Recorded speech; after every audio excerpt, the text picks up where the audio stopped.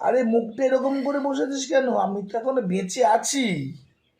ধ্যাৎ, সকালবেলায় তুই দুপদের মাছ এনেছিস বলে তোকে কত উল্টোপাল্টা কথা বললাম। তুই যদি একবার বলতি সঞ্জয় আসবে, আমি একটা কথাও বলতাম না। আরে কি মুশকিল, সঞ্জয় আসবে তোকে বলিনি কেন? যে তুই আমাকে উল্টোপাল্টা কথা বলিস, ধমকাস, বকিস, আমি এনজয় করি, এটা খুব ভালো মানে লাগে। আমি তোকে উল্টোপাল্টা কথা বলি, এটা তুই এনজয় করিস? তুই বর না ডবল বর রে?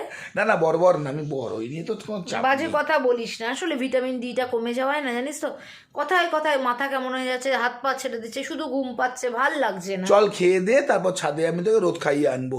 এখন কি রান্না করলি দেখি, বার দেখি। দেখাই, এই যে ভাত করেছে, আমি আজকে ভাত রুটি কিচ্ছু খাবো না রে, আমার ভালো লাগছে না। কালকে পিকনিকে ভাত খেয়েছি, ট্যাংরা মাছের ঝাল করেছি, সঞ্জয়ের জন্য বেড়েছি, আর কাতলা মাছ দিয়ে এই যে ঝোল করেছি, মাছগুলো দেখা যাচ্ছে না, 5 পিস কাতলা করেছি, সঞ্জয়ের জন্য বেড়েছি।